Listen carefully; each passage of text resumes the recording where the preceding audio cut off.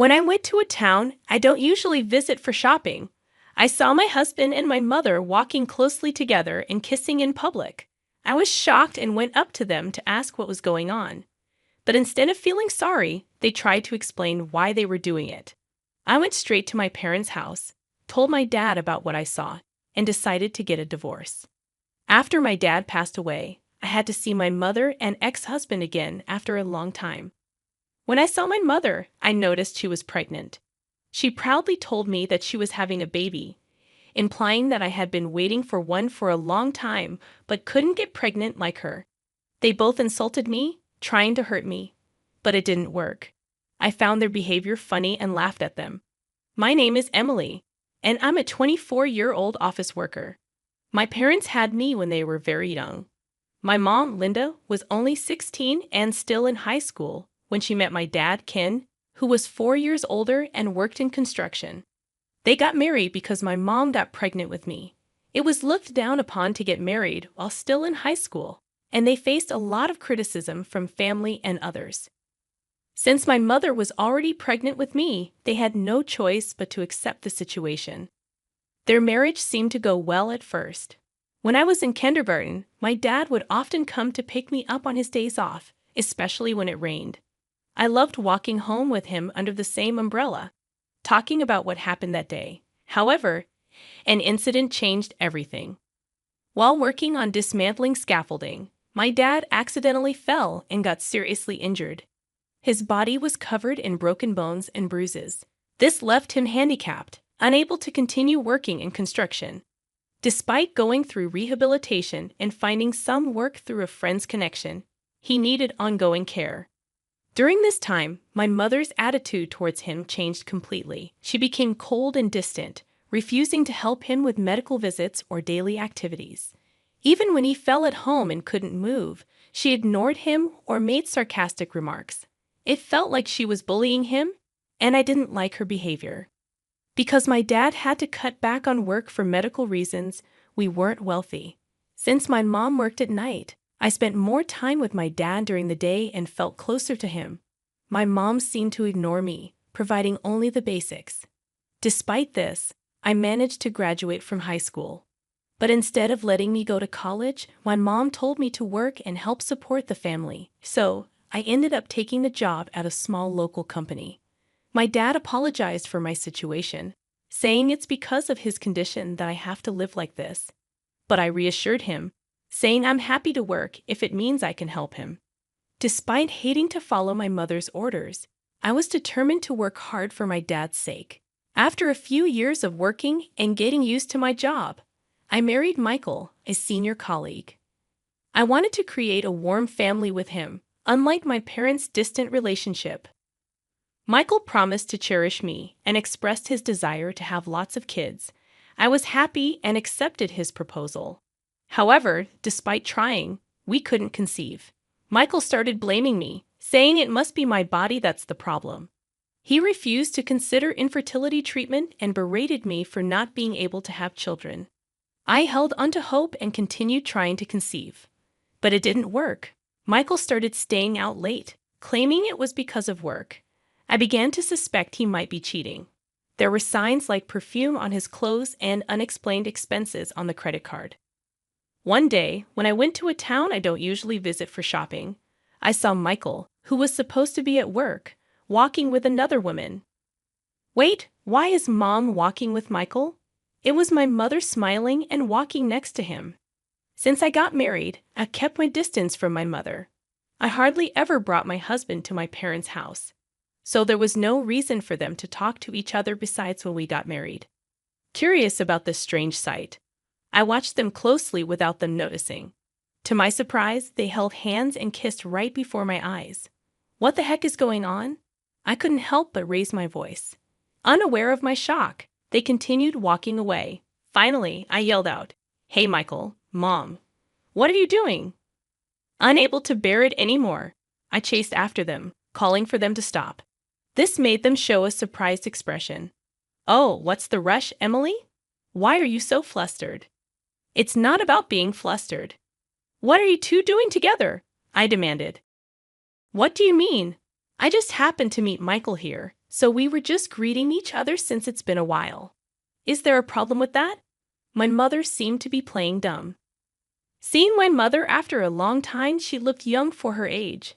If not told, one might think she was in her 40s. As I approached her, I noticed something familiar, the scent.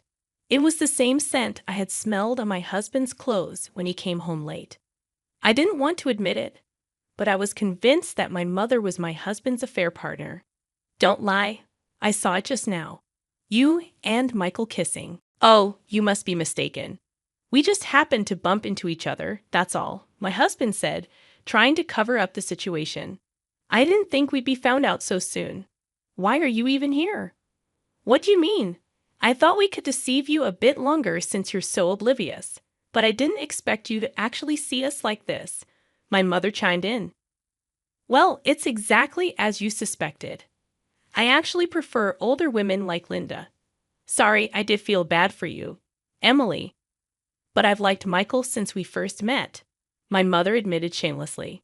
We just happened to meet by luck one day, and while having tea, things just developed from there. I'm still young, and I want to experience love. Our marriage was already strained, and the more I talked to Linda, the more I was drawn to her, Michael confessed. All right, I heard about it, Emily. You two are having trouble conceiving. Michael really wanted a boy, and because of you. My mother's words trailed off as she pointed fingers at me. Unbelievably, my husband had shared all our private issues with my mother. Despite my struggles and attempts to seek help, he blamed everything on me, pretending to be the victim. Anger welled up inside me, and I realized I could never continue this marriage. You're the worst. Do you even understand what you're doing? I yelled at them, both of whom kept making stupid excuses. It's because you're a failure as both a wife and a woman that this happened, Michael shot back. I don't need a husband like you. I want a divorce, I declared. Honestly, I've been tired of you for a long time, always making excuses and unable to have kids. It'll be a relief to be rid of a useless, good-for-nothing wife like you, Michael spat. Despite claiming to feel bad, my mother's apology was insincere. But then I threatened to tell Dad about the affair, and her demeanor changed. There's no evidence of our affair anyway. It's your and Michael's business if you divorce, but I'll divorce when I feel like it. Let's go, Michael, my mother said, urging him to leave. Despite their obvious affair, my mother didn't seem to want to divorce my father immediately, unlike Michael. I went straight to my parents' house and told my father everything. So, I've put up with that woman for years. I never expected her to be this terrible to her own daughter. My father expressed his disappointment with a bitter look. Michael and I will get a divorce. I can't stay married after what happened. What will you do about Mom? I asked. Don't worry, I have a plan. I won't let them have their way, my father assured me. Later, Michael sent a completed divorce form, which I signed, finalizing our divorce. My mother hadn't returned home since then, apparently eloping with Michael. Though it was infuriating, my father told me to let go of them both, and I decided to forget about my ex-husband and my mother. After moving out of the apartment I shared with Michael, I returned to my parents' house. My father had become quite capable of taking care of himself, ironically thanks to my mother's lack of assistance. It's unfortunate things turned out this way, but I'm happy to be living with you again, Emily. Thank you for coming back, my father said, as we spent a brief period of peace together. But that life didn't last long. My father got sick with pneumonia that was going around and suddenly was on the brink of life and death. Emily, I've made you endure so much, and I'm truly sorry. From now on, live your life the way you want, my father said with a fading consciousness, firmly grasping my hand. I nodded through my tears. Despite the efforts to treat him, his condition rapidly worsened, and he passed away. Dad, I can't believe you're gone so suddenly. I wish I had been there more for you, I whispered, grief-stricken. While preparing for my father's funeral in a state of depression, an unexpected visitor came to our house. Long time no see. Heard he died, my mother said, and to my dismay, my ex-husband Michael was standing there too. They entered the house with disagreeable smiles on their faces. "What are you doing here? Now leave," I demanded, shocked by their presence. "Huh. Who do you think you are? I am his wife, you know. It's only natural for his wife to come running when her husband dies," my mother retorted. "How dare you say that after running off and not contacting us for years?" I shot back. "Ah, yes, yes, say whatever you want. But no matter how much you scream, I am his wife. That means I have a right to the inheritance. There was insurance, wasn't there? Disgusting. So that's why you never divorced Dad," my mother said, pressing the issue. That's when I noticed something about my mother. She was wearing maternity clothes, and her belly was really big. Noticing my gaze, she laughed triumphantly. "Oh, you noticed? Yes, I'm carrying Michael's child, Emily. You couldn't have one no matter how long you waited, so I'll have the child instead. Unlike you, we managed to have a child right away. Now I can finally become a father. Breaking up with you was truly for the best," my mother said, hurling the most hurtful insults she could. However, their plans to hurt me backfired. Unfortunately for them, I wasn't affected at all. "Oh, that's hilarious. Both of you look so stupid together," I laughed, holding my stomach as the two looked dumbfounded. "Ridiculous. But are you sure that child is really Michael's?" I questioned. Michael looked annoyed at my question, but my mother's demeanor suddenly changed. Her eyes darted around, and she seemed visibly shaken, though Michael didn't seem to notice. "It's definitely my child. Don't say such baseless things just because you're bitter," my mother snapped. "Yes, that's right. Don't be so sour about it." We'll see if it's a baseless claim once you see this," I said, stepping away and returning with a document in hand. I presented it to them. "What's this all of a sudden?" "Oh, what? What are you so shocked about? It can't be that important. What's this supposed to mean?" Both were shocked by the content of the document. It was an investigation report from a detective agency summarizing my mother's social interactions. Not long after my mother eloped with Michael, I coincidentally saw her in the city. However, she was not with Michael, but with a young man I didn't recognize. Following them discreetly, they entered a hotel together. What does this mean? Could it be that Mom is? I decided to have my mother's behavior investigated after consulting with my father during his lifetime, thinking it might be useful someday. The detective agency's investigation confirmed that indeed my mother was deeply involved with a man other than Michael. Reading the document with a look of disbelief, Michael saw detailed information about my mother and her lover. After finishing the report, he glared at my mother standing beside him. "What in the world? Were you deceiving me? That's ridiculous," Michael exclaimed. "Emily is lying. The child in my belly is definitely yours," my mother insisted, despite being flustered. "Who do you believe, Emily or me?" my mother asked, trying to persuade Michael. "That makes sense. Accusing your own mother just because you couldn't have children." "What a terrible woman," Michael said, persuaded by my mother and seeming to regain his composure.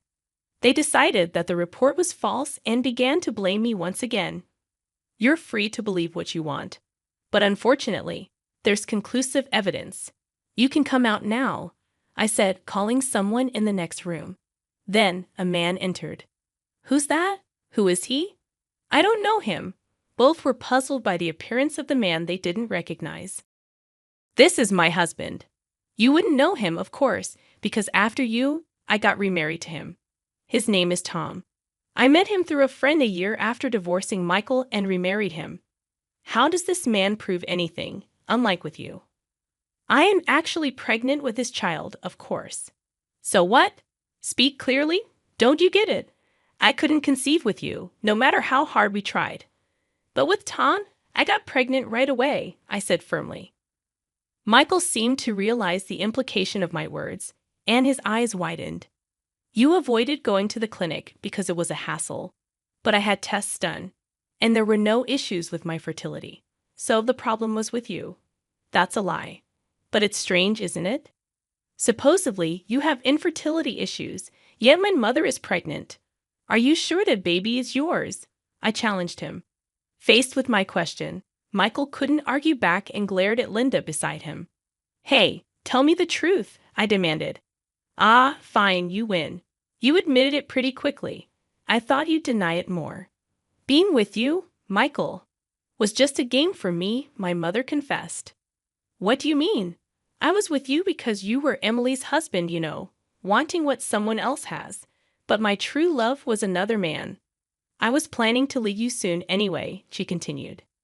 Shocked by her words, Michael was left speechless. I planned to enjoy this game until I got caught. Well, it doesn't matter whether or not I'm carrying his child. My right to the inheritance remains unchanged, my mother stated confidently. You're still talking about the inheritance. Unfortunately, you'll have to give up on that idea, I interjected. What? How many times do I have to say it? I never divorced your father, so I have a right to the inheritance. That's what I've been trying to tell you, my mother argued. There's no such right because you and Dad were divorced long ago, I revealed. What? That can't be, my mother exclaimed, her face turning pale. At my words, my mother, who had been smug until then, turned pale. Michael was still glaring at her. I'm going home, my mother muttered, realizing her affair was exposed, and that she would not receive any inheritance. Later, my mother did give birth to a boy, but it was clear without even needing a DNA test that he was not Michael's child. He abandoned my mother, who failed to secure any inheritance, and disappeared, I explained. The man who was my mother's main affair partner also ran away upon learning of her pregnancy. In the end, my mother became a single mother at 40, left to raise a young child on her own without anyone to rely on. She is raising her son on welfare. The care of a small boy at her old age is physically demanding, and she has aged significantly. I once saw my mother with her son from a distance. With increased gray hair, she looked more like a grandmother than a mother.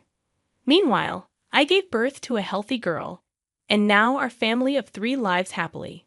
Ironically, the child my mother gave birth to is my half-brother, and he will be in the same grade as my daughter, making our family situation quite complicated. On the anniversary of my father's death, we planned to visit his grave as a family of 3. The betrayal by my ex-husband and mother was painful, but it led me to gain an irreplaceable family. Surely he's watching over us from heaven, right? My Father in heaven must also be delighted with the birth of his granddaughter. With the love he gave us in our hearts, we vow to continue walking closely as a family.